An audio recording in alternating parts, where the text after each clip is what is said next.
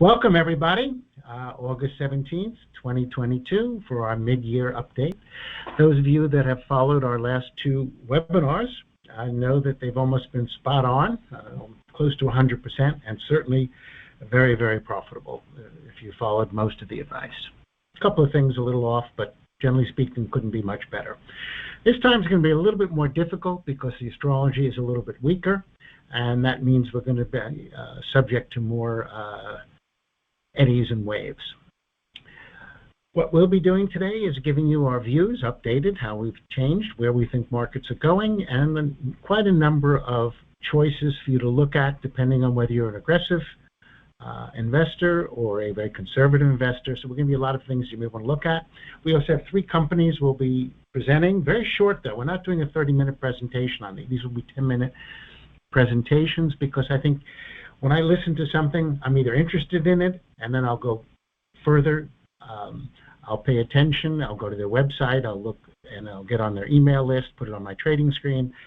But I don't want to bore you, and I know I'm pretty much zoomed out quite a bit, and I'm sure you are as well. So I want to make it punchy, but I think all three are worth looking at, and then we'll go from there. So away we go. Housekeeping rules. First of all, this is going to be recorded. I don't like to make notes, but you're welcome to take notes as you will, but we will put this on YouTube in a day or two. If it needs some editing, we'll find out. But basically, this way you don't need to make notes. You can review it and recommend it to your friends. We're starting much on time, so the questions with Q&A. As I'm talking, you may have some questions, so please use the chat for that. Put it in there. I'll try to adjust it. And at the end, we'll have a regular Q&A. You can come up and talk and be seen if you wish. But basically, the chat is just for questions you may have as they arise.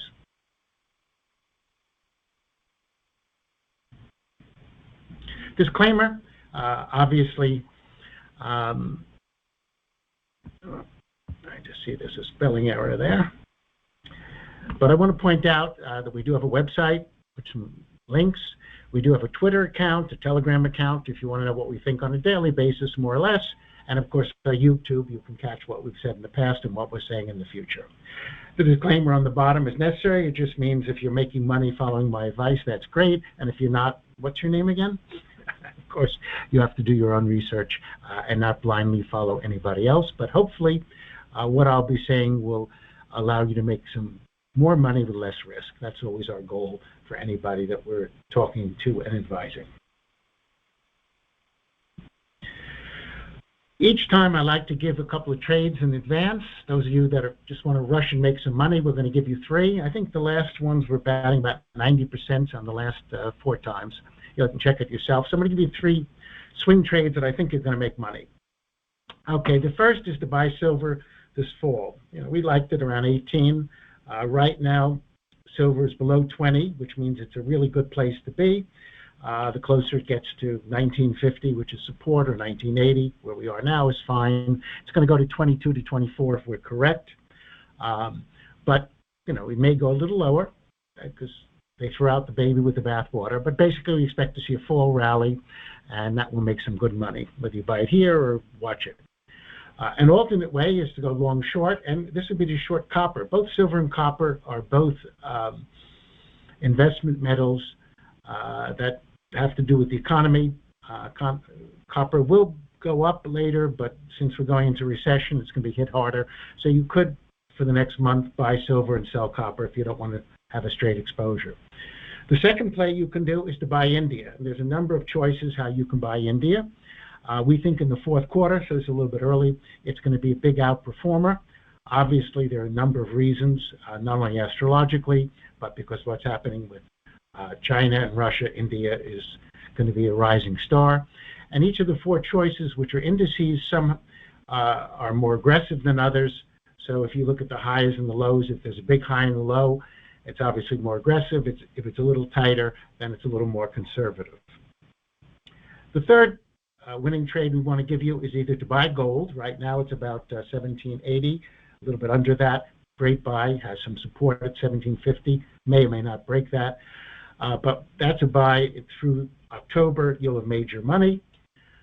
Secondarily, if you don't want to have a straight exposure, you could instead sell the markets as we have here, and then cover it or stop it by the fall equinox, so you can just go short. There's a very obvious 200-day moving average that we saw yesterday. That was a perfect trade. And thirdly, if you want to, as we get to the fall equinox, NASDAQ is going to get hit hard first, but then people are going to buy the NASDAQ. So you could also sell the market and buy NASDAQ as we get closer to the fall equinox. So those are three choices you have. You're welcome to take any of them or just track them. And if you don't want to pay any more attention and not get a lot more information, here's three winning trades. But for those of you that want more information, here we go. The big thing, which makes everything unusual, is the 220 U.S. elections ahead. Clearly, markets are more manipulated than usual. The plunge protection scheme is at work, and unfortunately, the Government Statistical Bureau is getting to be rather less reliable than usual, a little bit more like Argentina. And if you look at some of the, for example, the reports we've had on the gas usage, most people in the industry think that they're not quite the truth. So because of that, market's going to be up and down, up and down, up and down, up and down. And that means, of course, you have to either, if you're doing trading, very, very short. And if you're investing, think 2023 or 2024. But that's the big issue until November when things clear up. And then, of course, we have our December 21st 223 forecasts. Inflation all around, we've talked about it. We talked how 5% would be the floor. I think 8% is the floor. Whether the government will show it or not, it's obviously higher. But we'll say inflation is everywhere, and clearly it's going to be an issue because if you're a wage earner, you're not going to accept less than 5% if you have any sort of ability to negotiate. So we have inflation all around, but we have a recession. Yes, 2 negative GDP quarters is a recession. So we have both inflation, recession, and that means for many people, their wallets are going to be squeezed. And that means that what you buy in the stock market, which is often a good inflation protector, is going to depend company by company, sector by sector, and in terms of the markets, almost day by day. So stagflation's here. Let's look at those 3 quotes we have. The first is that valuations are going to matter more. Yes, some days they don't, and we can see how the meme stocks, if you look at Best Buy, for example, which is really, not Best Buy, excuse me, BBY, bed, etc. Clearly, they're in very bad shape, but people are trying to do short squeezes. But in general, valuations matter. Second, the rally is a bear market suckers rally, no question about that, and we'll see whether today was the top or actually yesterday or whether it's going to be next month. But it's a bear market rally. We believe we're going lower. We caught it first to 3,800. We caught the S&P to 3,600. We think we can either do 36 or 33. Finally, a bifurcated market. Well, it's more than a bifurcated. There are 4 parts. There are some companies that are in prosperity. There are some companies that are just in recovery mode. There are companies that are weakening and in depression. So there are winners and losers all over the place. And if you don't watch your profits, they just run away.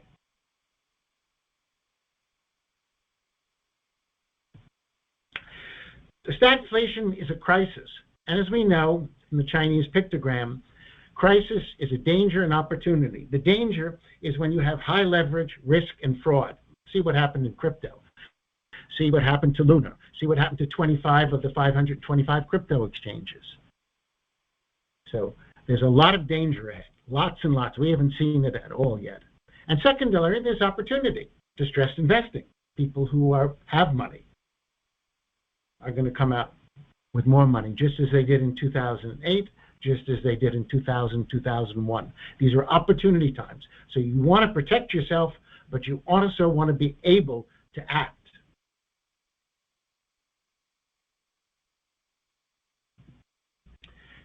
So instead of worrying about inflation, think about how you'll benefit from inflation. It's a different mindset. Gold, of course, is a classic hedge. It's not been doing part of its traditional because of cryptos, but nonetheless, it will, in the next 2 months, come back. So any buy, whether you do it at 1775 now, will be fine. Other commodities, oil, natural gas, we'll discuss in some detail. The biggest is agricultural. You've got to eat. So wheat, every time it's down, we're buying it as a trade. But basically oil, we've talked about, natural gas, metals, all of these, to some extent, are inflation hedged, except when we're in a recession. So we'll talk about that.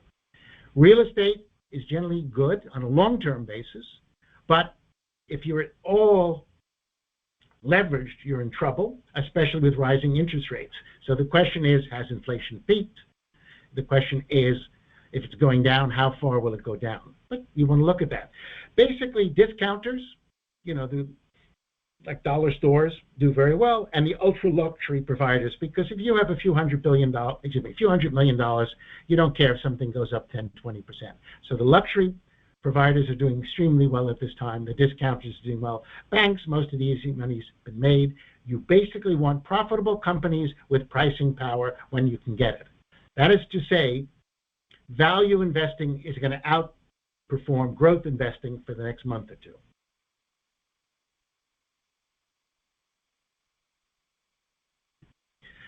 How low and how long? Our view, as was correctly said before, that the markets would go down, test 3,800, test 3,600. We believe we're going to see another test. Even if we don't, the risk reward in markets today is very unfavorable. Very unfavorable.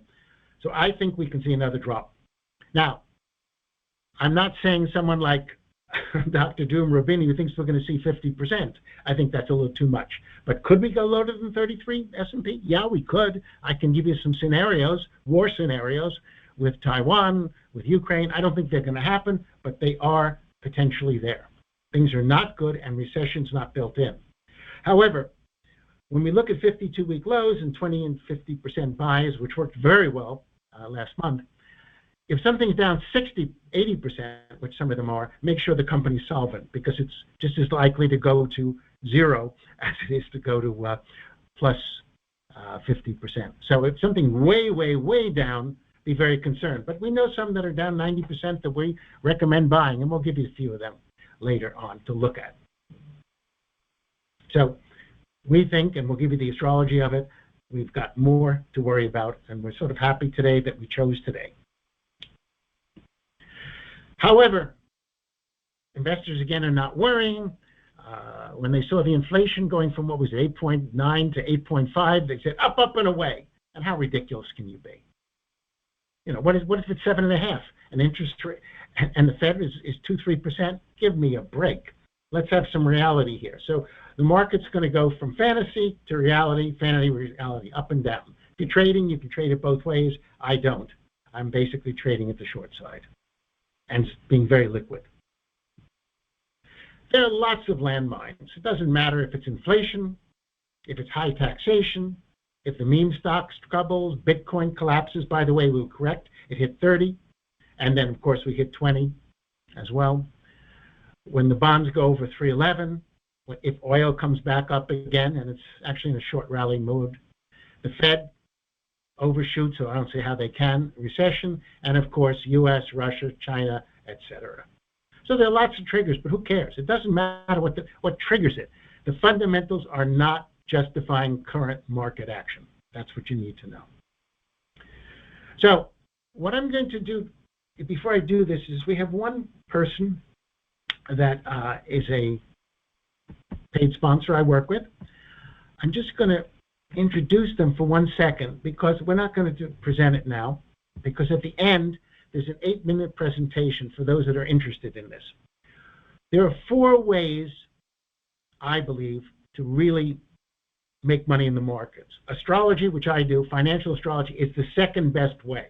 It's not the best way. It's the second most accurate way to forecast markets. What's the most accurate? Well, I will tell you in a moment, but unfortunately there's a very big downside because insider trading is not legal. And it ends up that you end up getting free room and board with very plain food and very small accommodations. So we do not recommend insider trading. we do recommend financial astrology. What's the third thing we recommend? Money flows. It doesn't matter what people say they're going to do. It matters what they do. So always the best technical indicators, especially from an investing viewpoint, is where the money is going in and where it's going out. But there's a fourth way in the last few years, and that is basically artificial intelligence and deep data. Accrue is a company I've known for many years, which is in the deep data space. They do seasonality. They like some astrology. In fact, we're eventually going to put some of our material in there. I work with the company. I like them. And I think you may want to hear the presentation. They both have some newsletters, and they also have, if you're big traders, some very good things to look at. And I would, but I'm going to present that at the end after our Q&A, so those who are interested, take a look at it. Okay. Okay. Now, next.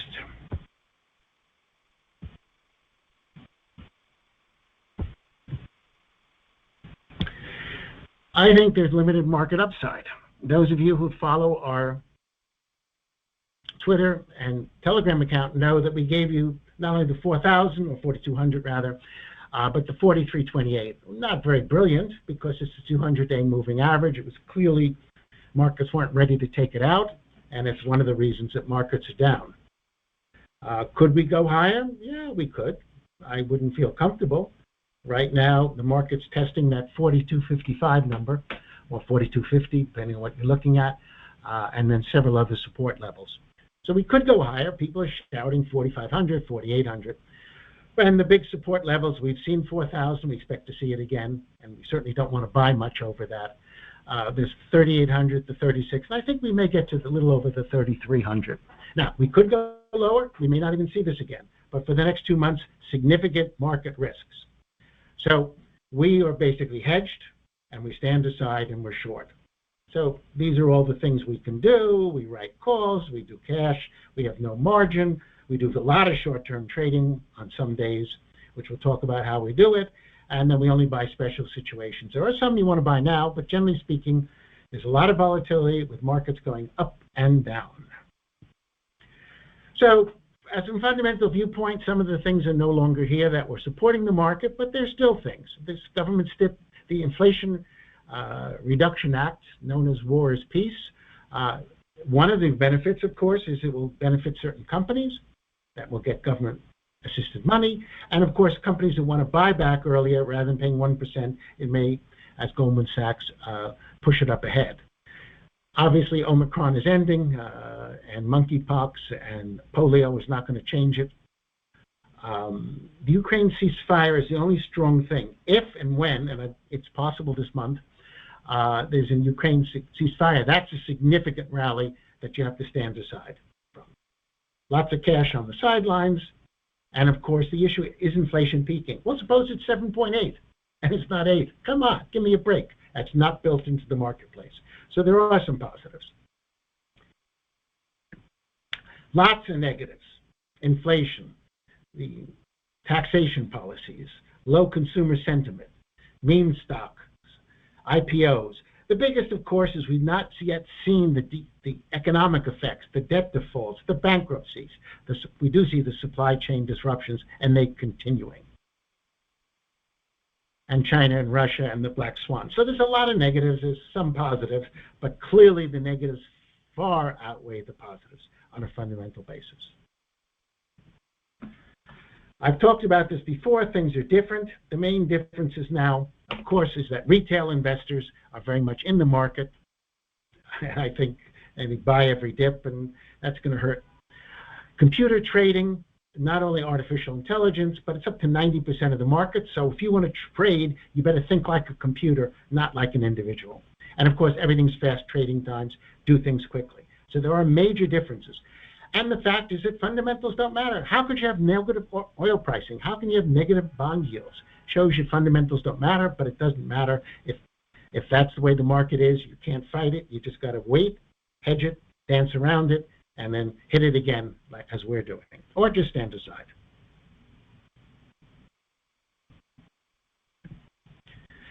We've talked about little reality in the marketplaces. If you listen to what the commentators, it's just nonsense. Anything over 4,000 is really ridiculous in the S&P, which is mostly Apple and Microsoft. All the targets we had, about the 220 and the 20% correction, were done, which is why a lot of people were buying there. It was natural to buy around the 20% correction, just like it's natural to buy or sell around 200 days and 50-day moving averages. But we think we're going to have it again. We're playing a third time.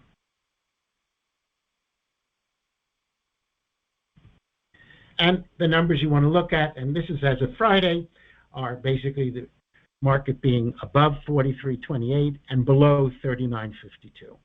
So those are our more or less numbers that we're looking for. We expect to see them. We expect to see lower, or at least the risk reward of the markets is not there. Bitcoin, everyone knows I don't like it, which is very different than cryptocurrencies. We've done 6 out of 7 very highly successful ones, but I think it's very delusional to believe that the powers that be will allow money laundering, tax evasion, terrorist financing, or serious competition for their digital currencies. So we think that's sort of an obvious long-term problem. Our biggest short, of course, was from 50K and Ethereum 4K. Most of it was covered at 20K and 1K. If you wanted to play it again, the 25 resistance failed, so technical traders are looking at 24K, where we could have done it. I didn't do anything big there, but you could have done it. And we're basically at 23,400. So that's a decent trade. Lots of reasons. There are some reasons to own currencies, especially if you're in places like the Ukraine or Iran. But in terms of the real world and the first world, nah. Certainly, if you're going to buy it, it's not going to be Bitcoin or Ethereum. They're much better coins. They're much better stable coins. But everyone knows that. What you want to see is if we break 20,000 and the 18,000 support, then the pros will not be so active because of liability suits and suitability. If you get under 14,000, the whales are going to fight to save their kingdom. Under 10, the long-term holders are going to wake up and run. Many people came in at 6,000, and at 6,000, some of the people are going to start moving to gold because many of the good reasons that people bought crypto, not the bad reasons, the good reasons, would have traditionally been in the gold market. And when it's under 1,000, then it will be considered not a store of value, but a collectible like Confederate money, which is why I think it never goes to zero, but will have some value, just like Confederate bonds or Russian Tsar bonds. Gold views. Everyone knows I like gold and silver. They're in a seasonal favorable time. As of August, markets tend to go up through the Indian gold season. I think we initially could see as high as 2,200 or initially 23, 2,400, but it's not really what I'm likely for. But effectively, gold has a good view. Now, what is it worth? Well, we think it's worth about 1920. As a commodity, it's worth about 1,700, actually a little more now. As a currency, it's worth about 1,870, so it's undervalued as a currency. It's undervalued for inflation, 1,960, and as a crisis, 2,150. Add it all together, it's about 1920, it's probably about 1922. I haven't upgraded it. Gold, of course, has support around 1,780, 1,750, and if it gets really bad, 1,650, and we have 1,800 to deal with, and then we have 1,850 and back to 2,000, which I think we're likely to be certainly above 1920, and I think we'll see 2,000 before the end of the year. Silver is way undervalued, and we basically like that better. It has support or now resistance at 22, 26, and 30, and so we think anything you can get here, it's about 1960, is good. Could go back down to the 18 level, but who cares, buy more. But it's a little early. You may have to wait a couple of weeks. And the gold-silver ratio, which is 88, is too high. We think it's going to go down, drop to at least 80, perhaps more. So clearly we like gold. It's good geopolitical insurance. If you don't want to buy the US dollar, which is rather expensive, then gold is good. So and that means gold stocks will be good. So, trading and investing. Our basic investing viewpoint is we short the market on strength. Every time it goes up, we hit it, which we've been doing. We buy commodities on weakness. We've been doing that with oil. We recommended that with gasoline, although, of course, we're going in another month into seasonal weakness times, and they're going to do everything they can to lower it. But agricultural commodities, unfortunately, food inflation is way out of line. It's a lot more than 10%. There's a lot more to come. Very dangerous. So we want to look at that. And, of course, we have to take some profits daily or intraday because it just disappears totally. The markets are ruled by computers. The last 2 weeks of August are always treacherous for trading. They're the least of any time of the year related to fundamentals, so you really got to be very quick or enter at second and third technical levels, either long or short. In our case, just short.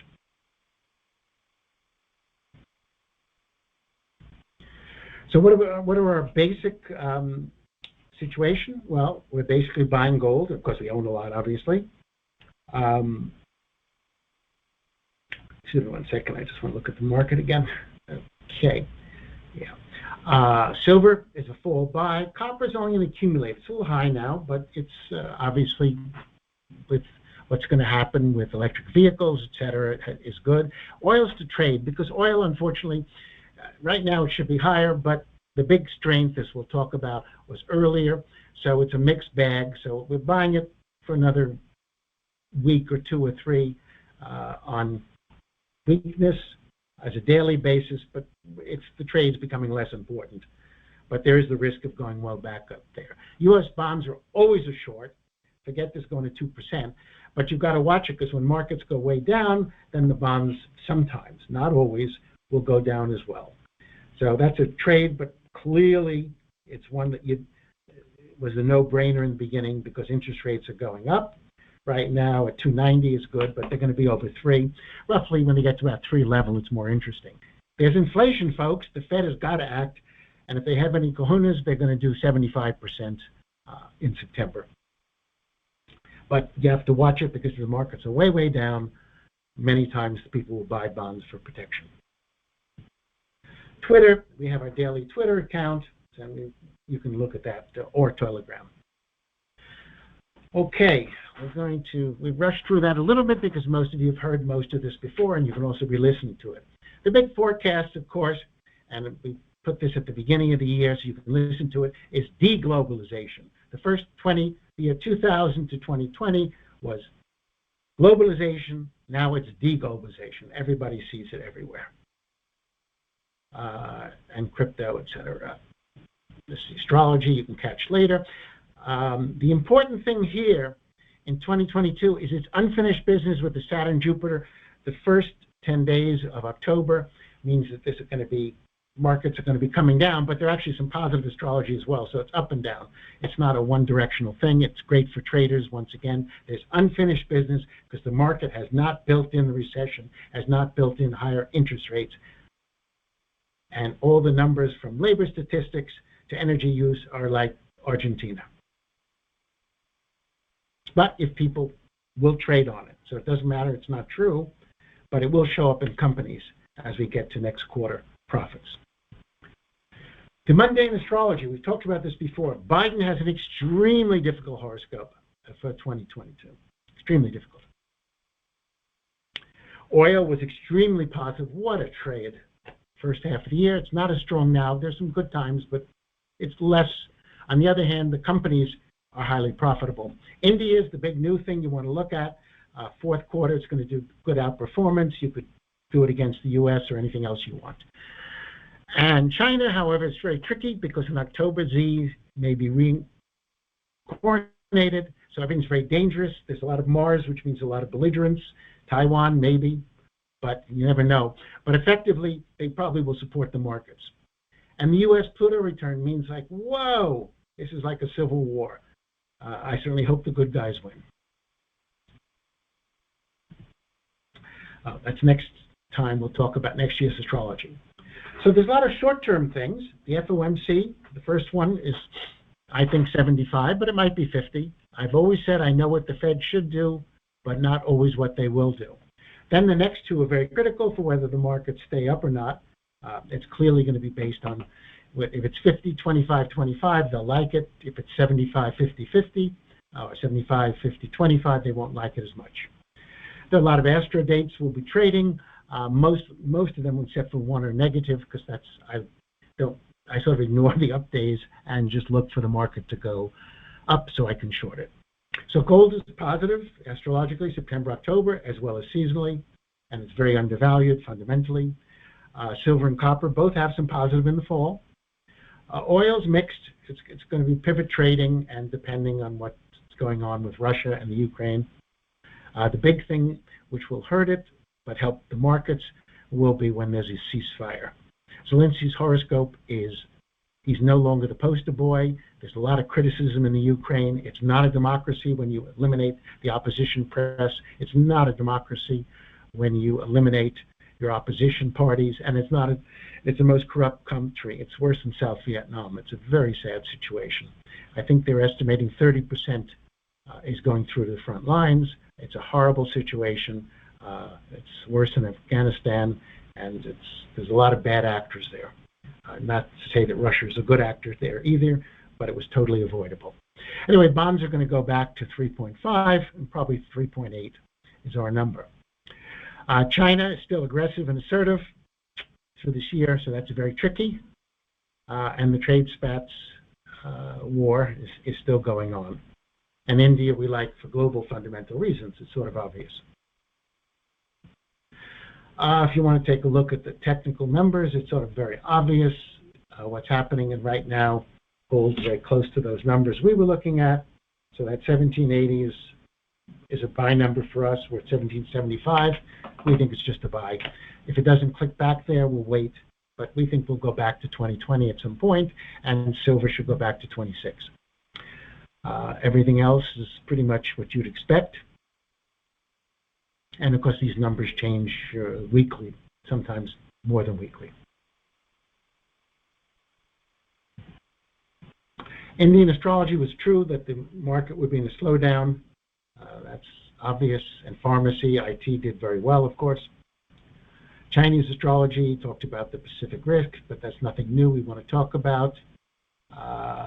Obviously, interesting enough, trade, shipping, and travel. You notice how well they were doing. Now they're down again, but the travel, there's great trades in that between shipping and travel if you're a trader. You could be playing that, but on almost a daily basis. Fundamental valuations, almost nothing's properly valued. Bonds are under what they should be. Gold is under, copper's under, silver's under, S&P is over, NASDAQ is over, Bitcoin is over. Oil belongs about where it is, but can easily be back over 100. So fundamentally, we like to trade, which means we're buying undervalued and we sell overvalued. Or if we don't sell it, because there could be more to it, we do a trailing stop. Classic value investing. I'm a cosmic value investor. So what are our trading strategies? And we're going to give you a lot of individual things with a lot of new stuff. We've got plenty of time. Inflation protection. That's gold and hard assets. So your basic stocks, utilities, Dollar General, but the ultra luxury things, and fine art, wine, we like that. Private equity is always good, but a lot of people think private equity valuations can drop between 30 and 50% of what people are asking for today. We wouldn't be rushing to buy it. I-bonds is sort of interesting today if you're willing to hold it for a few years. Otherwise, we'll just be shorting bonds. But we'll probably stop that between September, October, once we get to 3.5 to 3.8. Even though it should go higher, we may be in recession mode then. Blue chip stocks that benefit from inflation, selective real estate, always look at pricing power, profitability. Distressed investing in M&A. Why do some of the big boys get like $250 million to buy up real estate? Because a lot of people who are over leveraged are going to be hurt. Day trading works, long short positioning works, and we're basically selling bonds to the fall, but back and forth.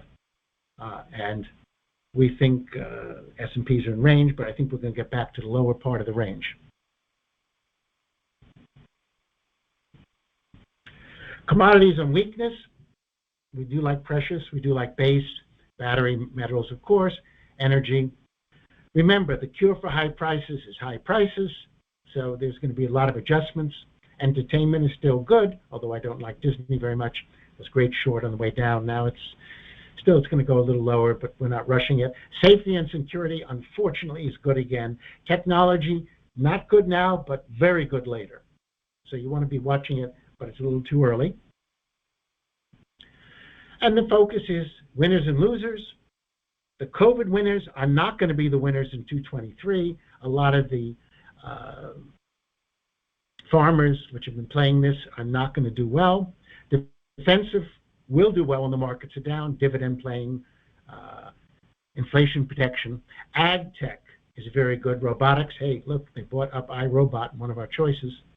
Hydrogen is back on the table now, rare earths, lithium, but there's a lot of issues there because they're so early on. EVs, again, after another correction. And again, we think 8% is the floor, whether they show it or not. And the Fed is so far behind the curve.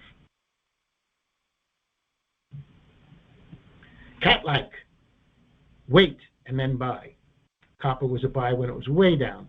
Silver was a buy at 18 something. It's buy now, but you don't rush to buy. Wait. Be like your cat with your in front of the mouse hole. When it comes out, pounce on it.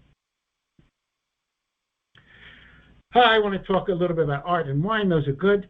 I'm a traditional person. As you know, I have a wine blog. Haven't done much in the last 2 years, but we're just going out and drinking again.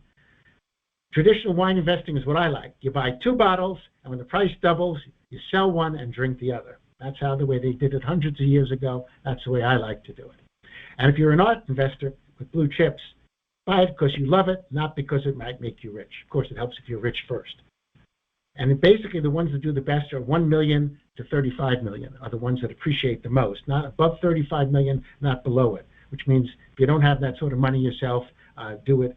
There are many groups now that are allowing you to buy fractional shares of artwork. But you want blue chips in the $1 to $35 million range. Summary, be selective. We're going to give you a lot of selections in a moment. Use stops. If you don't use stops, you're going to be in real trouble in these markets. But again, everyone keeps buying, so we'll see how long that lasts, even today. The interesting thing is the 60-40 portfolio is dead. What is 60-40? 60 stocks, 40 bonds, dead. What people go for today, and it's not necessarily me, is 1/3, 1/3, 1/3, 1/3 stocks, 1/3 bonds. I'm not that high in bonds, and 1/3 in alternate illiquid assets, venture capital, real estate, private equity, private debt, which is not totally correlated to the markets. Now, this is for more sophisticated investors, but you have to watch it. Markets are not easy to forecast. We have a few little things we know for sure, but there's a lot of cross currents here, which means on a daily basis. You either want a very short-term trading inside, you see how they go up and down, P2, P3 positions, or a long-term investment. 2024 is pretty good. 2023 depends on the election. So maximum situation, you're never wrong to buy stocks with strong cash flows, sound balance sheets, and ideally growing dividends. And we think active investors, once again, will outperform. So we're going to go now into some specifics for you. Basically, we have 3 presentations, but before we get to presentations, I want to talk about Buffett's work. You can take a look what Warren Buffett buys, you know, things like Coke, etc.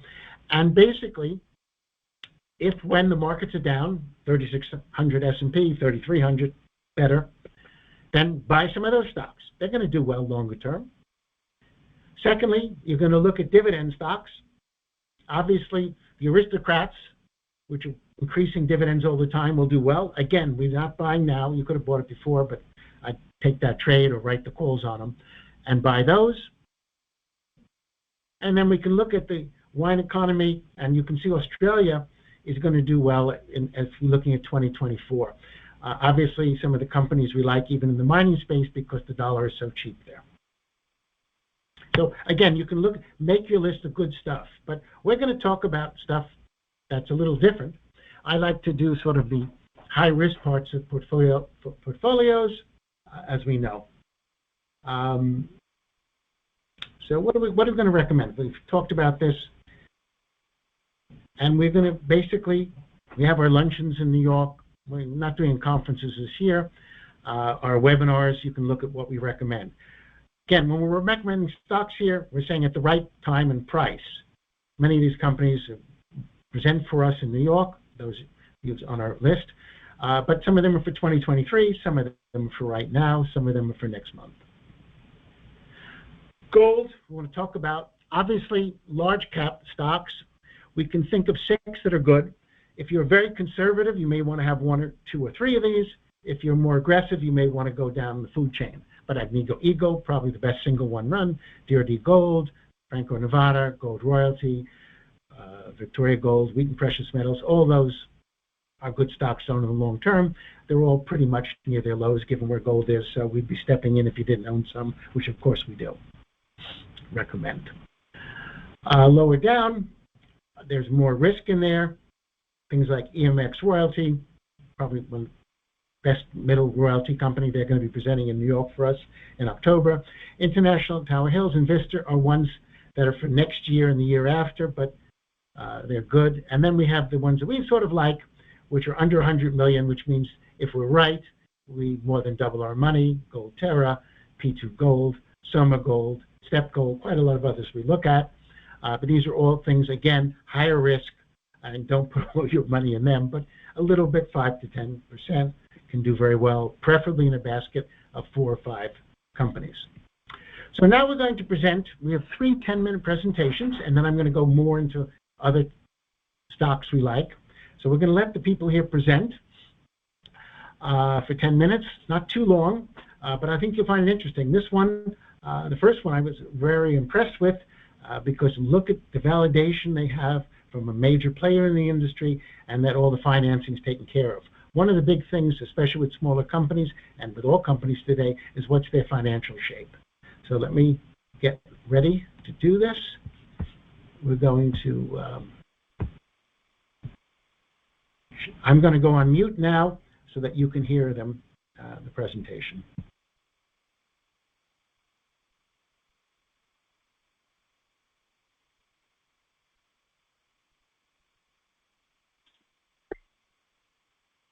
Thank you very much for that introduction, Andrew, and good afternoon, everybody. My name is Roland Hill. I'm the Managing Director of FYI Resources, and today, on behalf of Astrologer Fund, I just wanted to make the introduction of the company. We see that we're in a very exciting part and phase of our development, and I wanted to share that with you with a couple of key takeaway points that I think you'll find interesting. First and foremost, we are listed on a couple of exchanges, but predominantly the ASX in Australia. But importantly to North America, we are also listed on OTCQX, where you can find us trading there. So we don't have a lot of time, so we'll better get to it. I'm just going to get rid of this screen and we can move forward. So just a couple of disclaimers there. I'll leave that to you to read in your good time, given the short of our time. And I thought a good place to start really is with FYI, and that is exactly what we do. We consider ourselves a very exciting, innovative and integrated producer and developer of critical strategic minerals.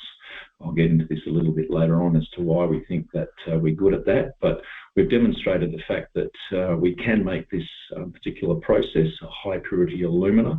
And for those of the uninitiated, high purity alumina is a very interesting product that goes into a broad array of products that are increasingly becoming very important in modern day applications.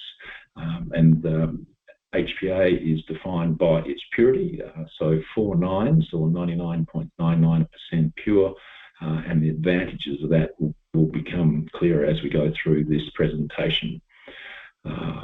Through our work over the last 5 years in developing the HPA, we attracted Alcoa to the process, and under a term sheet that was signed in October 2021, we established a joint venture development, and we're moving towards commercialization of this very exciting material. Along with that, we're developing some downstream value-add opportunities that include HPA, but also other key materials within the critical minerals and strategic minerals space. So we're very well supported nationally and federally with our project in WA, and we're very excited about how we're going about it. So what have we done over the last 5 years? Well, we've established a very strategic asset and developed some technology. This technology has some exceptional economics that resulted in an NPV of just over $1.1 billion US for the project. We've demonstrated this, de-risked the process, and through the involvement of Alcoa have a clear delivery pathway. And importantly to shareholders of FYI, it's funded essentially $243 million of 250 million forecast capital is being funded by Alcoa through this process. Essentially, what we're trying to do is replace a traditional method of making this HPA, which is a 3-stage process here at the top, and we're going to reduce that capital-intensive, OPEX-intensive process to a 1-stage process through the innovation and process design that FYI has developed. And all these processes go into these high-tech applications that you'd be using every day and are seen as being products of the future, and that's where we see the growth. So the result of our work over 5 years has led to some outstanding economics that was demonstrated through our DFS that we put out in about April 2021. Some incredible numbers there, some very low capex numbers considering the generation of cash flow, the annual EBIT very strong, payback incredibly short at 3.2 years, and of course the astounding NPV that is established at an 8% discount to the market. So with all of that, through Alcoa, we've attracted them to the party. As I said, signed a term sheet that lays out a very clearly defined 3-phase pathway project to the development that's outlined here. I won't go into that in great detail, but certainly we're well underway of that, and through the joint venture development that we're doing, we're establishing some fantastic groundwork and progressing the project. Through the concerns of the project, obviously new technologies do throw up a bit of concerns. We essentially have 3 major challenges, and that's essentially technology, the commercialisation and the market. The technology and commercialisation aspects, they're things that we can manage and are managing to address through that 3-stage process, and so far have essentially ticked everything off on a development pathway. The market, as you probably appreciate, and some of you might not even have heard of it, HPA before, is quite opaque and not well understood. However, the 5 years that we have been in the market, we have a great understanding of customer requirements, and we now think that the market is, in the way that we see it, is probably understated, and we see some fantastic solutions to what we want to do.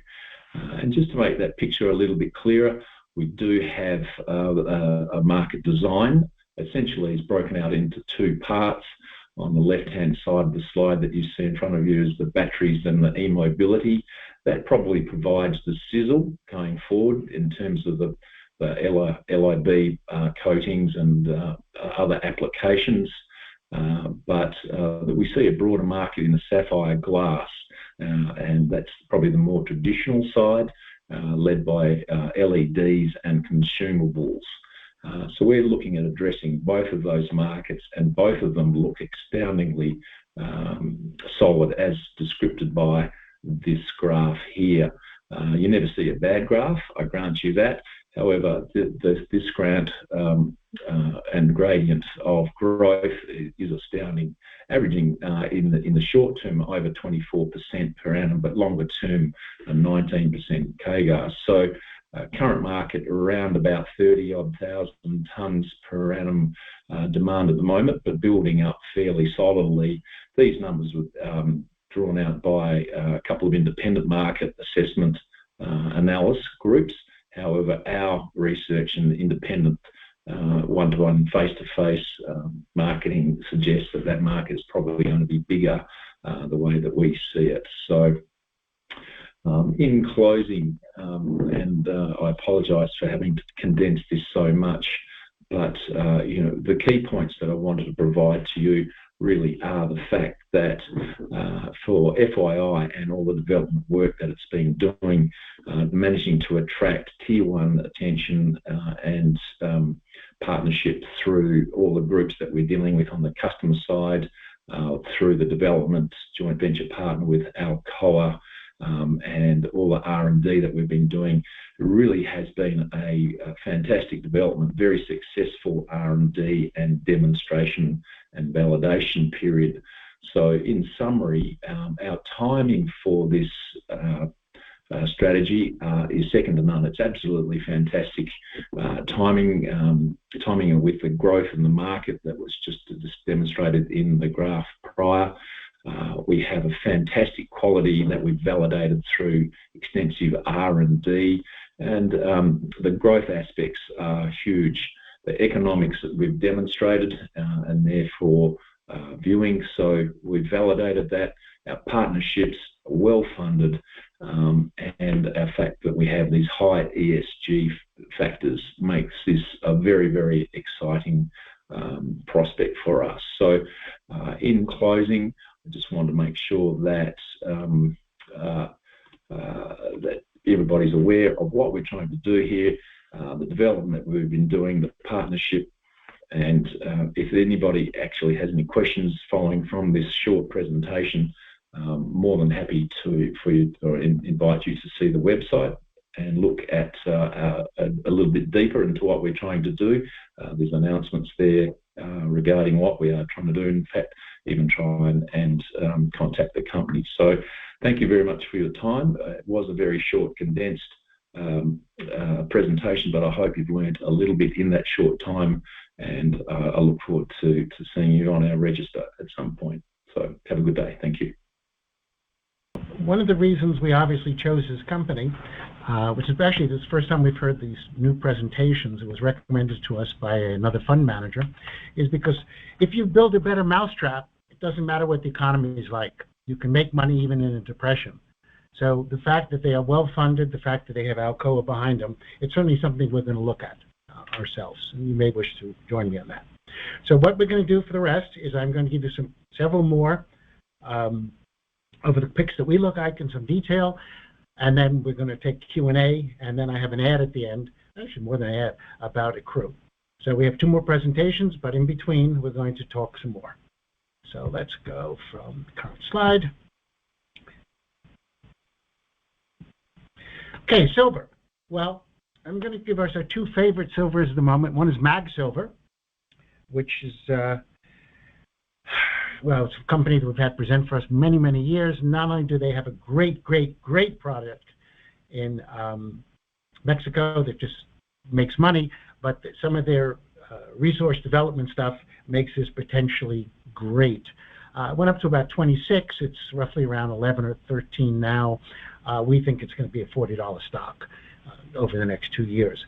Again, it's something we like quite a bit. Heckler, we recently bought one of our companies that we like, the Lexco, which has some really great properties. It's a well-run company, well-funded. So if you wanted to, in addition to silver, pick up these two companies, and of course several others we're looking at as well. There's copper has some value. Some of the copper stocks will do well as mixed bag. So there's a lot of base metal things. However, we are in a depression. Excuse me, we're in a recession. It's a depression when you lose your job. It's a recession when they lose their job. Sorry, got that wrong. So yes, there'll be the Chinese at some point will spend more. Right now, with all their COVID lockdowns, they're importing less oil, but that could be a way just to get cheaper oil. It's hard to know with the Chinese. You can't get statistics, or they put you in jail. As you know, that's considered government statistics, government secrets.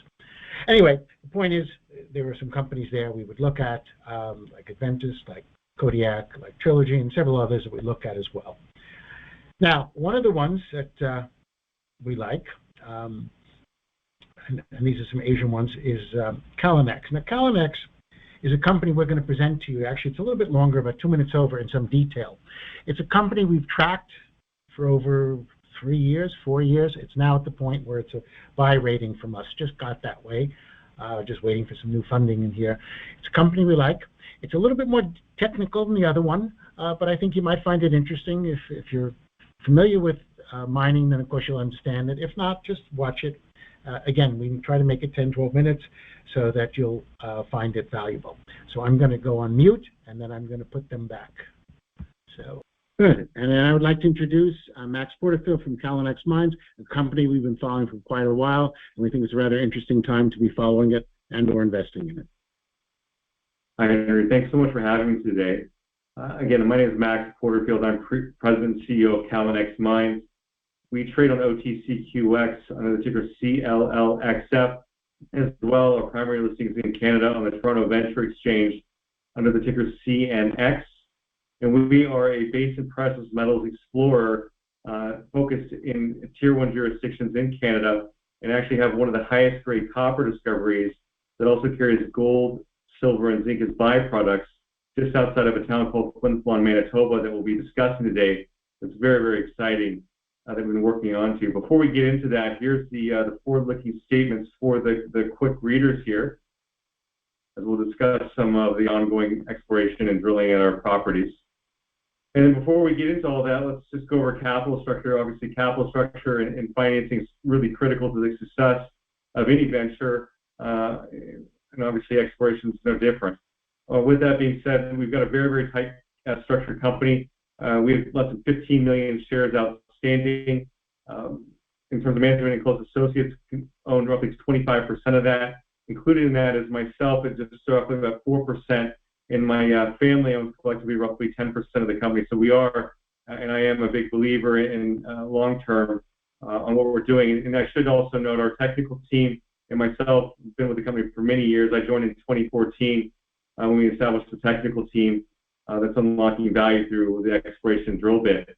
Additionally, we just recently completed a financing of $6.24 million in April of this year. That's going to fully fund the 20,000-meter drilling campaign that's ongoing that we commenced in April that we'll go into detail here today. Including that financing, I should mention we brought on McKinsey Investments as a lead order in that they're the #1 performing natural resource fund over the past 10-year period as awarded by both Lipper and Morningstar.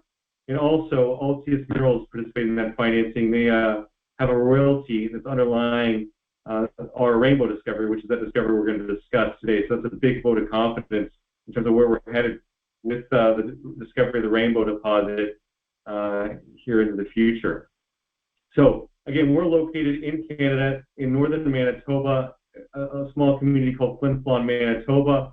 Here's the aerial for the sake. Our properties are located to the east at Pine Bay, where the Rainbow discovery has been made. But Flin Flon, again, has a 100-year production history, 29 mines have fed into the facilities here in this community and the town, as you can see. And recently, the 777 mine, which was operating going back to 2011, ceased production. So that was 785 direct jobs that was in this community of just 5,500 people. This is the economic driver for that community, and the future of Flin Flon's in jeopardy. So that's a huge opportunity for us, what we're on to, and that's our long-term vision for the company, is always to find a very large anchor mine that can sustain operations for this workforce in Flin Flon for the foreseeable future and continue that long history. So to understand really what controls these deposits, we'll give you a quick site visit where we take any visitor to Flin Flon, because what controls these deposits are these growth faults. And in Flin Flon, it goes north-south, and there's an outcropping that I'll show you that creates the base of these growth faults. In Flin Flon, it's called Mill Rock Hill. And so in Mill Rock Hill, there's an outcropping of this quartz-talc breccia rock type. Not going to get too sciencey here, but the basis of which is the growth fault that controls these large deposits. And within 400 meters of Mill Rock Hill in Flin Flon, you have the giant 62 million ton Flin Flon open pit underground mine. That's what kickstarted this community going back to the 1900s, 1914. And then further to the north, along that growth fault, is where you have the other system, the top of the Calanex, and then underground the 777 mine. And 777 is the mine that shut down just about a month and a half ago now. And that is a mine that starts up at depth, at 900 meters vertical depth, to kind of give you a perspective. These are deep, high-grade underground mines. And to kind of really touch on grades, to be in the top 10 highest grade mines in the world, you need to be over 3.75% copper. On average, at Pine Bay with our new discovery Rainbow, we're averaging 4% copper equivalent. And that's what makes Flin Flon so unique, is that you have very, very high-grade copper in close proximity infrastructure, and then you also, aside from that, have the cheap, low-cost, clean hydroelectric power. And that's really where we're going to stand out on a global basis, and we'll go over that here. So what hosts these, you got to be looking at the right geology. You can see a small sliver of yellow rocks there, very faint. That's a host rock, 100 million tons of that high-grade copper and then gold, silver, and zinc metal mines in Flin Flon. And at Pine Bay, we have the largest felsic rock package. So again, you have to be looking in the right geologic environment for these deposits to exist. If you're not looking in the right rocks, you're looking in the wrong place. And that's how you really reduce your exploration odds. You got to be looking in the right environment. So we sit 10 miles or 16 kilometers away as the crow flies, less than 30 minutes drive by existing road access to Pine Bay, where Rainbow has been discovered. And we have the same controls at Pine Bay. We call our outcropping at the base of the growth fault Mill Rock Mountain instead of Mill Rock Hill. But you can see Rainbow sits the most proximal or closest to the base of the growth fault. And then you have these other mines that are staggered off that growth fault moving east. So again, Rainbow is the most proximal to Mill Rock Mountain. And Mill Rock Mountain, you can see, is the same thing that you saw very briefly. We've got these large fragment sizes that you can see Shane, my colleague, is taking some notes on in the field there. So Rainbow sits 1.7 kilometers away from the base of Mill Rock Mountain. And very similarly, the Calanex and 777 mines that I showed you, they sit roughly 2 kilometers away from the base of Mill Rock Mountain. So in many ways, Rainbow is analogous in where it's located along that growth fault to the top of those mines in Flin Flon. So we made this discovery, as I mentioned, in 2020 using some new technology. Geophysics technology is not typically used. And we made that discovery 900 meters vertical depth, and it's exceptionally high-grade copper. Again, as I mentioned, assays that we put out to date, we're averaging 4% copper equivalent, and 90% of that's going to be copper. And we spent all of 2021, and we're continuing 2022, drilling this out. So we start with one hole, step out drilling. That's how you build up these discoveries and build a resource out. So 10,000 meters of the 20,000 meter campaign that we're doing right now is focused on delineating Rainbow to a maiden resource within the first 900 meters of surface, after 800 meters of surface. And there's 3 stacked lenses. These are typical bread and butter, which you find with these systems in Flin Flon for high-grade polymetallic deposits. Geochemistry, geology, and then geophysics indicates that Rainbow continues at depth like these large deposits do. But our focus is driving towards a maiden resource on Rainbow within the first 800 meters of surface later this year. And I'll just show you real quickly some of the very, very high-grade core at Rainbow. You know, it's truly unique if you're able to see this high-grade mineralization and the kind of discovery. Because you got to keep in context, to be in the top 10, it's in 3.75% copper, but on a global basis, the average grade of copper mined globally is just 0.5% copper. So again, we're very high grade, and that's going to culminate the potential for one of the cleanest operations out there, because you'll be mining highest grade coppers out there with the access to the clean, low-cost power. And I should also mention the hydroelectric power line. As you can see, there's hydroelectric power within 200 meters of Rainbow actually runs across the property there. So in addition to Rainbow and resource, we'll also be publishing an updated resource on the Pine Bay deposit. That's roughly 1 million tons of historic of that high-grade mineralization. That's roughly 2.75% copper that sits, about 800 meters away between Rainbow and that there's a head frame between Rainbow and Pine Bay there. So again, we're marching towards maiden resource, Rainbow, initial resource on Rainbow between the first 800 meters of surface and adding in Pine Bay. Now, in addition to that, we're taking a regional exploration approach. You can see all these near-surface shallow holes that have been done on the property. We've got a very large land package, over 6,000 square hectares. This is the drilling that we've done to date on the property. You can see what culminated that is Rainbow. Now, within proximity to this growth fault, you can see it's been void of any modern exploration. So again, you can see how few holes have been drilled from between Rainbow and the base of Mill Rock Mountain. And so we've announced recently is we've tested some conductive targets, anomalies from early stage drilling that we did there in Q4 of last year. We've now announced to the market, we put 6 holes into anomaly B. And those are pending assay results and geochem results from the lab. So those, again, we've announced no assays from any of the drilling to date. This is pending. So 6 holes into this target area at the base of Mill Rock Mountain. And that's going to be, newsworthy. I think something to keep an eye out for.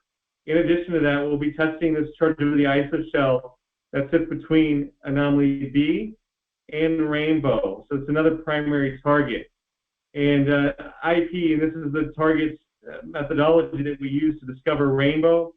And then we've also announced 3 other targets along this trend that host Rainbow, as well as the Sourdough deposit to the south, and then the past producing continuum line further to the south of that trend. So with that being said, this is going to be a very, very exciting year, leading to a maiden resource at Rainbow, and then a potential to hit new discoveries on a regional basis. Because again, these camps occur in clusters, and Pine Bay is really, from a modern day exploration perspective, has very, very limited exploration of any sort. So we're very excited of that. And to round things out here, you keep in mind this is a slide directly from Hud Bay, but this goes back to a big resource growth past the initial resources. So oftentimes you can see you have a maiden initial reserve that goes into production, and then typically on average your resource or your reserve growth on these mines as you go deeper and they go into production grows 2 to 3 times that.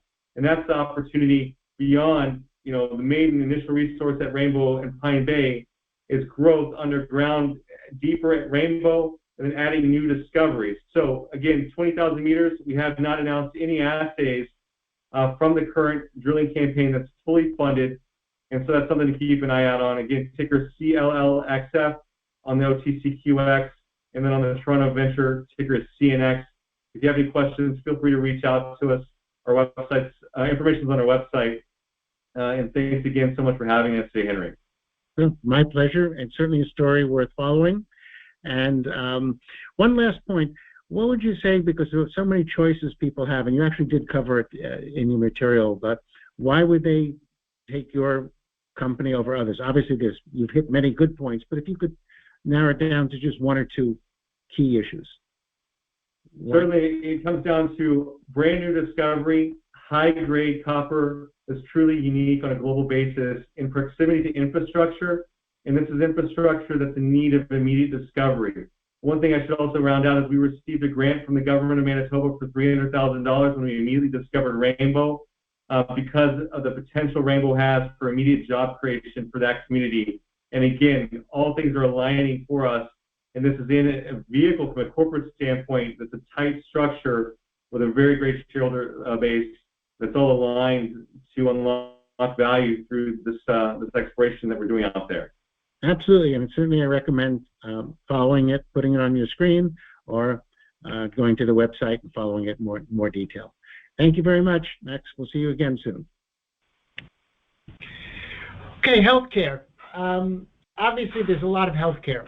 I don't like certain companies like which we've, some of the ones that have done the vaccines, we've been periodically shorting them. I think there's some real serious problems with the boosters. It can result in some major lawsuits. But leaving that aside, I always like things that are, generally speaking,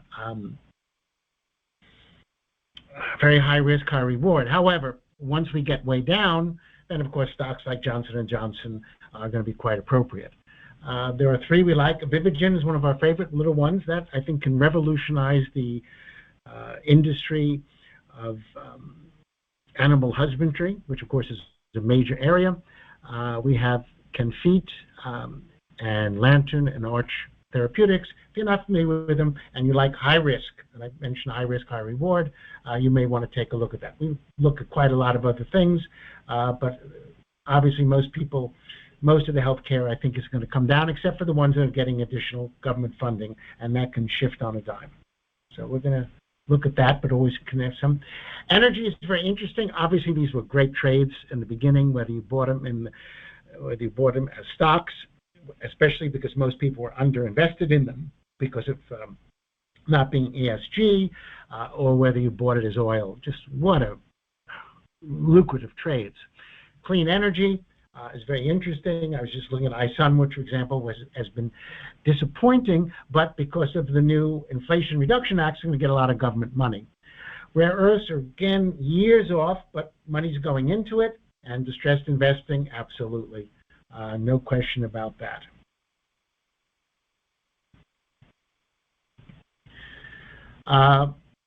What, did I skip something here? Wait a second. Hold on one second, folks. I think I'm missing something here. Where's my metamaterials? Hold it. I'm missing one before we get to Q&A. Where is it? Meta? No. Give me a second, folks. I don't know how that happened. Accrue, did I accidentally delete it? Okay, the next one's a rather interesting one. This is an emerging technology, something I've been always interested in. Effectively, I'm going to put it up now. It's something totally new. If it works, the sky's the limit. If it doesn't, well, that's how these things go. I would like to introduce now Metamaterials, and I hope you'll find this story interesting. Hello, I'm Rob Stone, Meta's Vice President, Corporate Development and Communications. It's great to be with you today. See if I can get my slides to advance. This presentation includes forward-looking statements which are subject to risks and uncertainties that may cause actual results to differ materially from our views as of today. Please refer to our SEC filings for more details. So what is Meta? Meta delivers breakthrough performance across a range of applications and industries by designing, developing, and manufacturing sustainable, highly functional materials. Now, what does that mean exactly? We make metamaterials.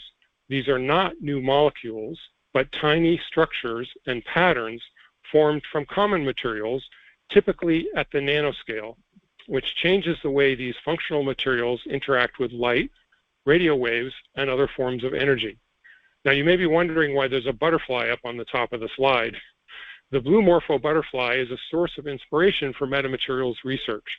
The blue color on its wings, which is so intense that it can be seen by pilots from the air, is not pigment, but created by nanostructures that interact with sunlight.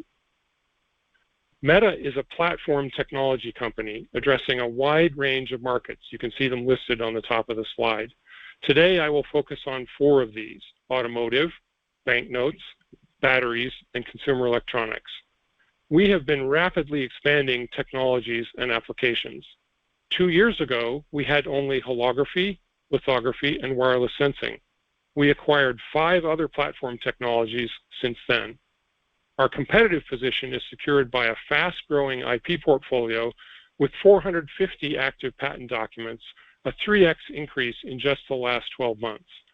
The breadth of our portfolio is reflected in 103 patent families of which 62 include at least one granted patent.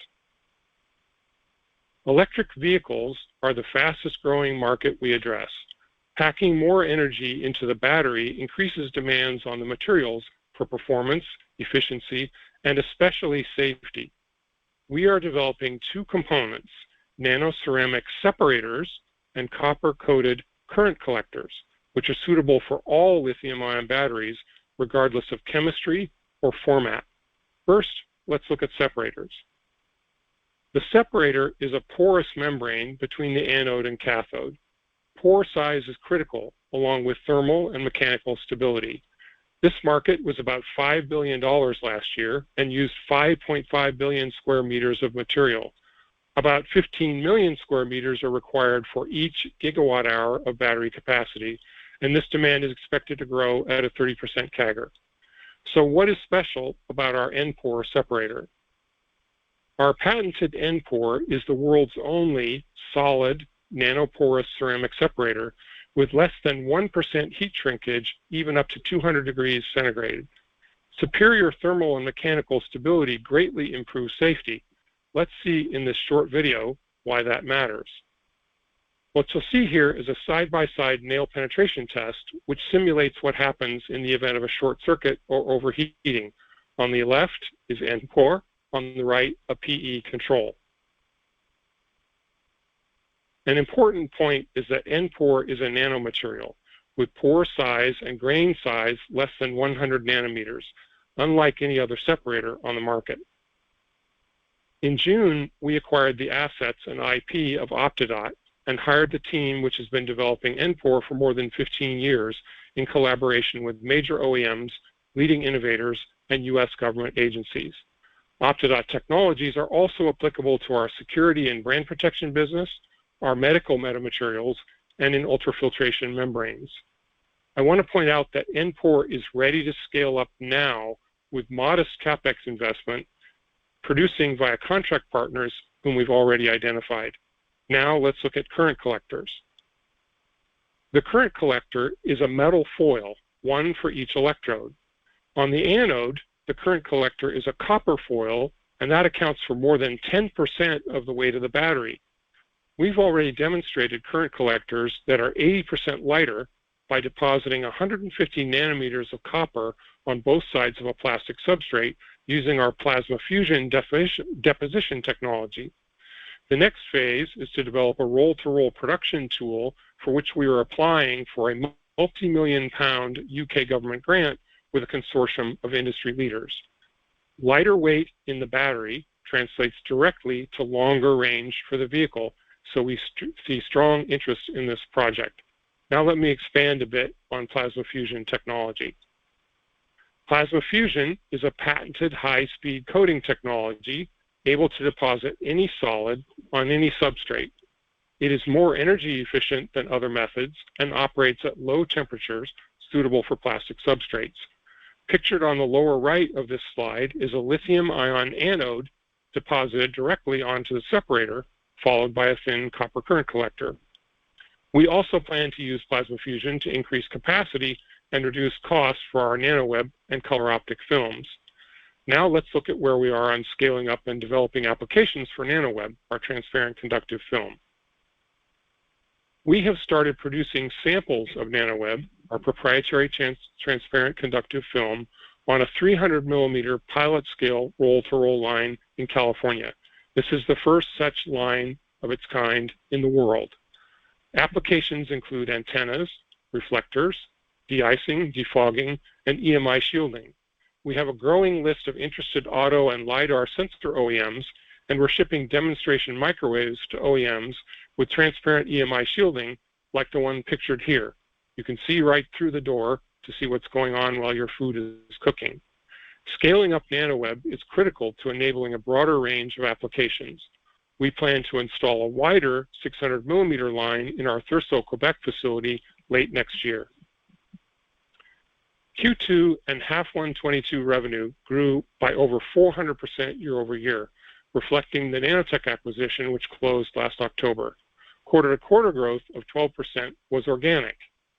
A majority of our revenue was driven by development of a new nano-optic security feature for a future banknote under our $41.5 million frame contract with a confidential central bank.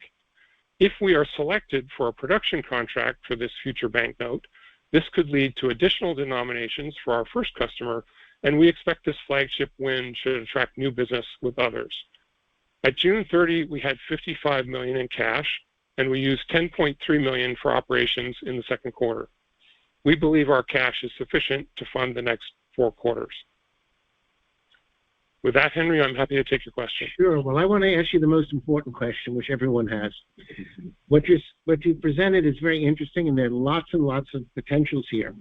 But from our viewpoint as an investor, why would you say that I should put some money in Metamaterials versus, say, a competitor or somebody in another emerging technology?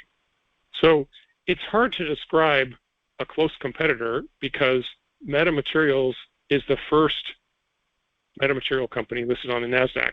We're in a category of one. If you want to be exposed to public metamaterial companies, there's only one stock to buy. And we are pioneering metamaterials production at scale. We've assembled a multinational team of subject matter experts, of which more than 30% have PhDs. As a company, we have 37 spoken languages with a team of about 200.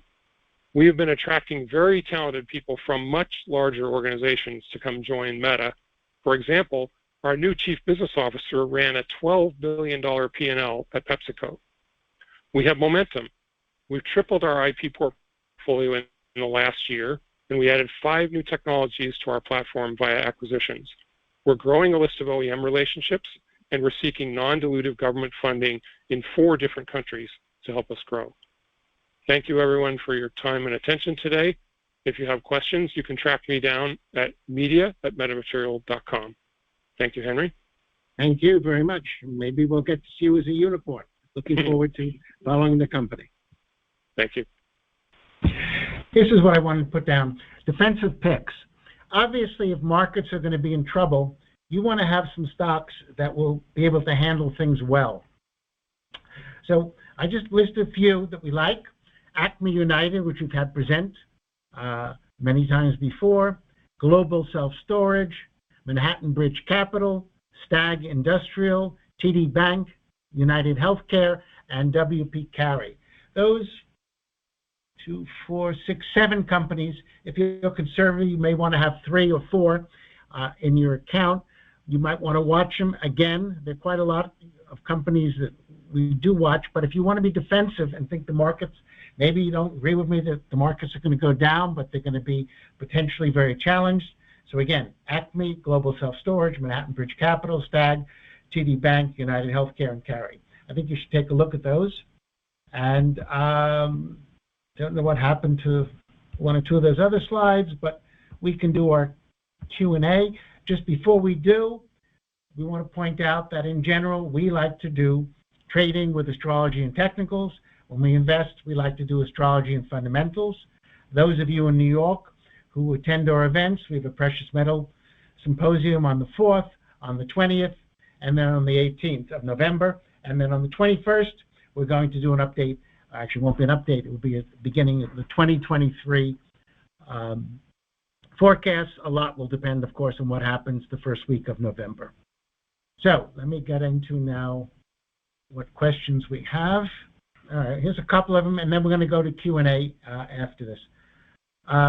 What's my view of the American dollar? Well, it's better than the euro, and it's better than the yen.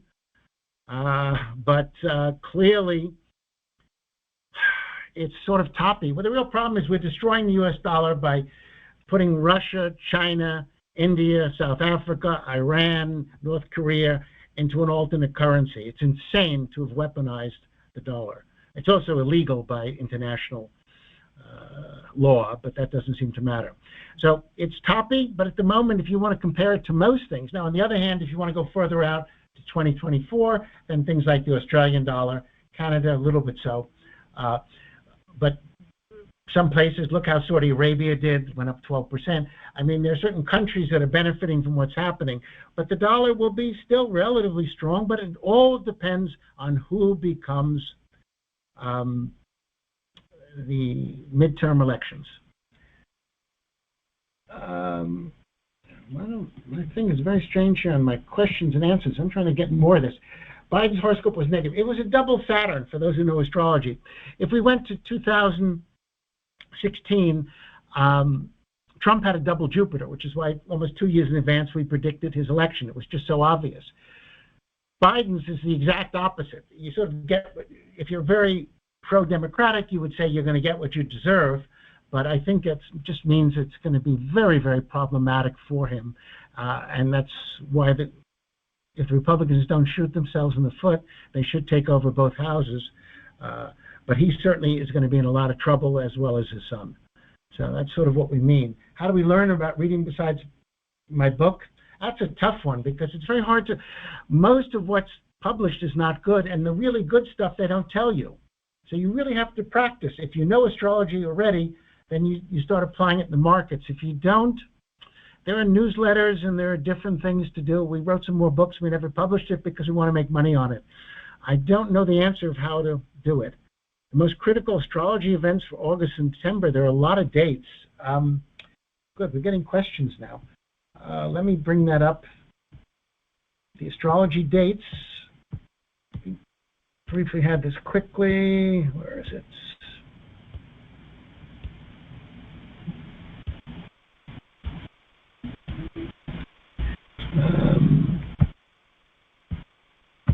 No, wait a second.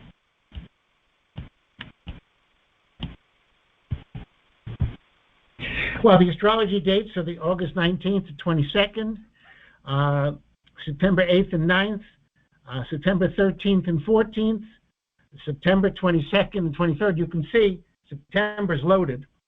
October, not so much, because it's a very mixed, big picture. Obviously, the FOMC meeting is going to be extremely important. And then, of course, November 1st, 7th and 8th, and 21st and 22nd. Those are the big ones that we have. But we'll be putting them out there. Okay. I don't know why my things are not showing up here. Excuse me 1 second on my screen. I'm going to go to questions. Why don't I get on the chat here all my questions? You have to excuse me, people. This is not... Something's very strange on the chat. Let me just see if I can get my Q&A up. There it is, Q&A mode. Let me try that. I lost something there. I'm afraid... Oh, here's one thing. The price of gold is below its fair value. What should that value be today? $19.20. We went over that. It should be worth $1,920. So we're way, way below. If I didn't have any gold positions, of course we do, I'd be buying it. Right now, gold's about 1770. We would have bought it 1775. It's 1776. We'd already be making $1. I'd be buying silver at 1973. Whereas oil, we would have bought it 86. It's now 87.93. Once we'd start put a trailing stop and take it out. That's a day trade for us because it's a little less strong. I don't have wheat on the screen, but it's definitely way, way undervalued. And by October, it'll be much. I think it'll be back to fair value. Okay, I have a. Oh, I'm going to take line questions in a moment. View of copper. I like copper. It's but remember we're in a recession, and you've got lots of mixed situations. Yeah, it will be over $4 a pound, but I don't know if it's this year. We do have a good horoscope for it. I think it's September, October, but certainly October, but it'll certainly be over 380. Let's see where it is right now. Excuse me a moment.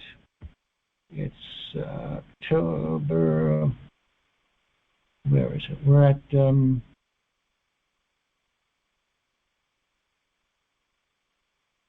copper's now 358. I think it will be at least 380, 388. I don't know if we'll hit $4. So let me take a live question, and then we'll get back to the other ones. So I have a live question here. And hello, Joan. You're welcome to talk. Okay, Henry, it's Joan Lappin. I put this in, but for some reason it didn't go in the chat. As for democracy, will truth set us free or send us to rack and ruin? And what does the stars say for Trump winning in 2024? This is problematic. You know, when you're an astrologer, you have to be very careful, or a forecaster, that you have no views that are so strong that it may get rid of what it is you want to see. One of the reasons we were able to predict Trump's victory 2 years in advance is, I had no issue. Now I have certain strong leadings, so I'm not necessarily as objective. This horoscope is mixed. It's not great and it's not bad. He could win. I personally would rather see him as the tower behind the throne and have our Florida governor be the president because he doesn't have the baggage Trump does. On the other hand, that you only think that because you don't live in Florida. That's correct. I don't live in Florida, so the point is I can't. We call him here the Satan, and that's the proper name for him. Okay, well, again, it's politics here. But his horoscope is mixed. It really will depend on who he's running against. I haven't looked at potential things. I don't think it's hard to run against. But basically, we're looking to see what happens in November. And also, astrology is not always the major thing. Like the Biden now, he's at the lowest level he could possibly be in terms of popularity because of his horoscope and what he's done. Other things are more mixed. Other factors come in, so I don't have a view on it. So I really can't answer that. But we'll have some comments after the election. If anyone else wants to answer a question, again, we try to just do what we know. Sometimes we give opinions that are astrological. Sometimes we give opinions that are technical. Sometimes we give opinions that are fundamental. It depends on what we're doing. And also depends on the situation. If we're trading, it's risk, reward, and probability. The main things you have to remember is to be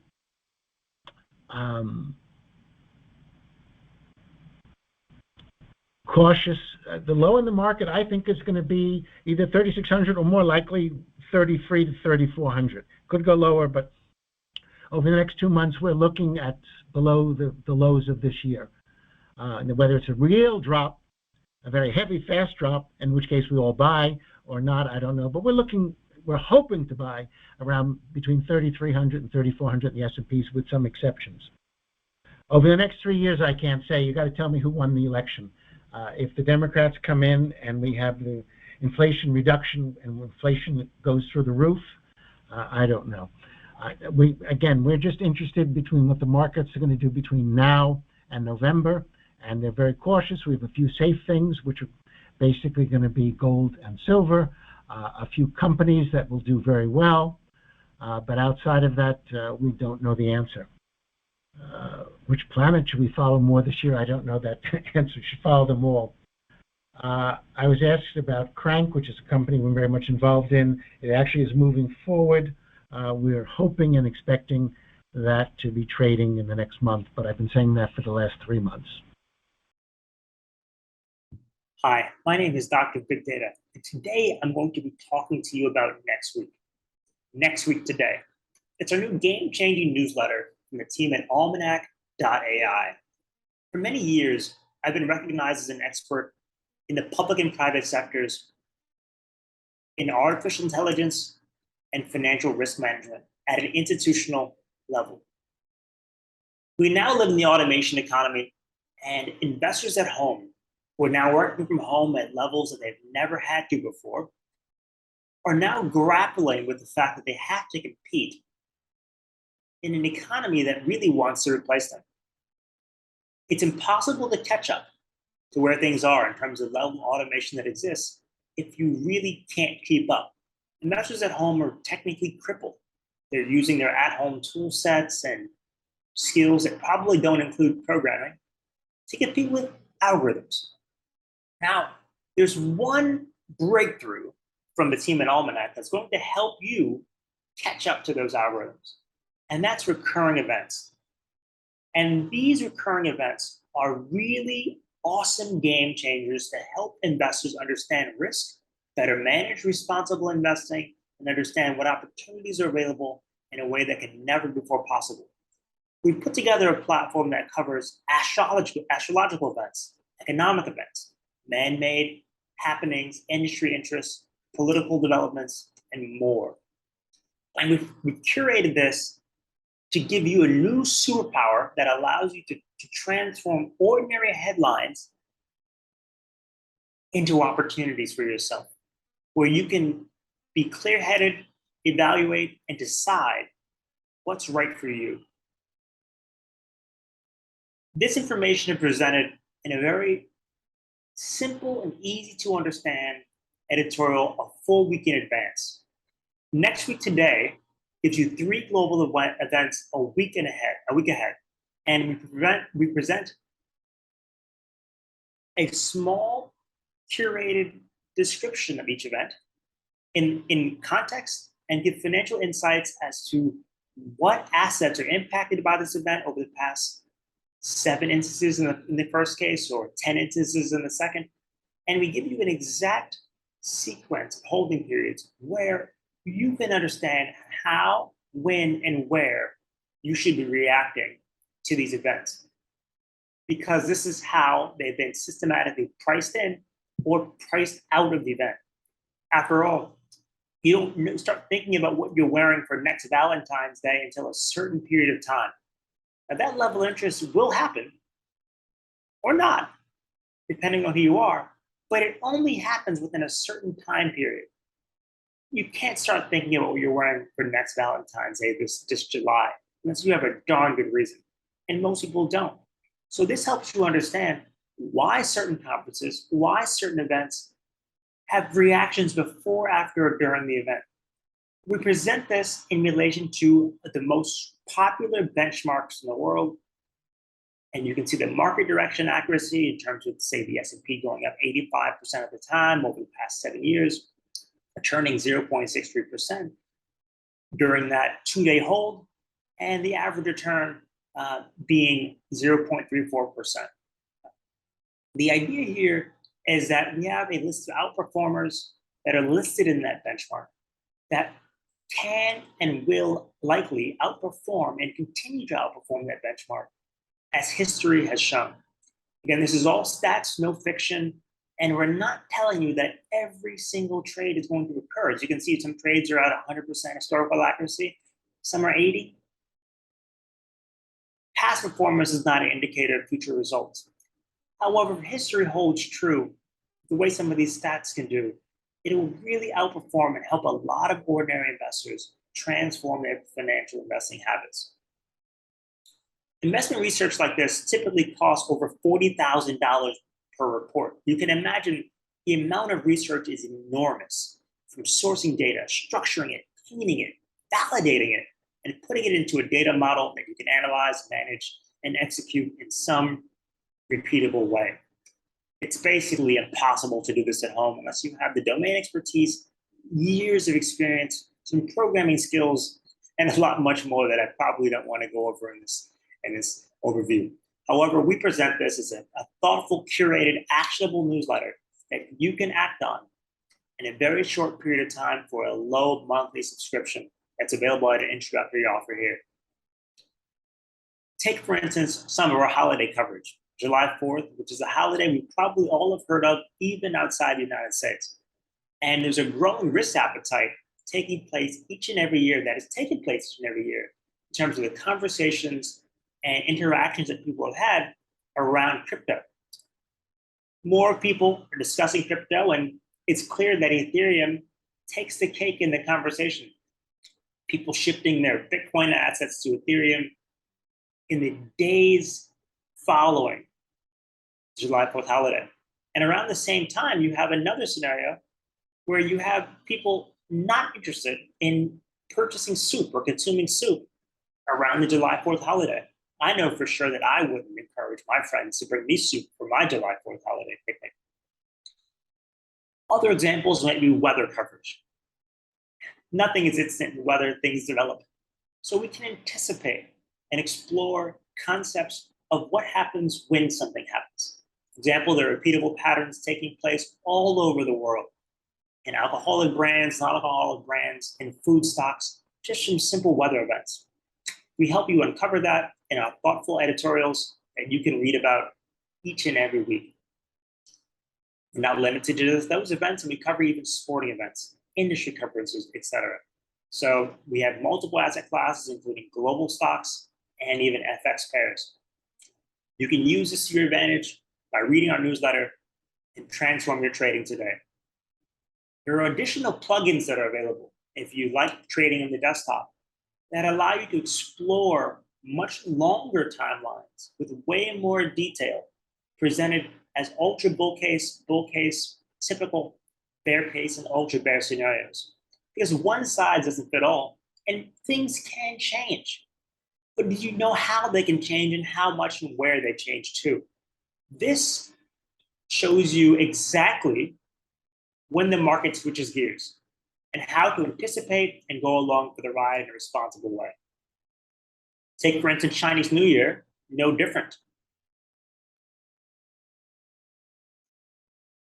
The ultra bull case, the bull case in the average scenario, bear case and the bear case scenarios were not all used. However, certain periods of time they were important. For lean hogs, Chinese New Year is very important. And you can uncover and realize this opportunity by being able to see the train track and some of these ideas follow. We're presenting a brand new type of market data. We have over 100 million global events, 2.5 distinctive events just in corporate events, corporate calendars. You can take ordinary ideas, put them in context using our platform, which extends beyond our newsletter, and you can uncover a world of opportunities that's very helpful for any ordinary individual. Reach out to our team at Almanac AI. You can give it a headline, newsletter, Ninja Trader, or platform, and we'll respond to you with a really awesome offer that you can use and benefit from. Thank you for your time, and hopefully we'll hear from you. So I hope you've enjoyed this. Again, caution is here. As I said in today's tweet, trees do not grow to the sky, and you can't fool all the people all the time. So whether the market comes back up again today or not, there's tremendous risk. Things are not better. We obviously held support at 42.55, good place to have covered and come back in again. So we've got to see where the market goes between 42.55 and 43.28. We're betting on the short side, but not too heavily till the astrology days. And we have a lot of cash and either trading very actively or the last 2 weeks not doing anything else. I appreciate your time. Thank you all for coming. We will have it posted on our website soon, and I hope everything works well for all of you.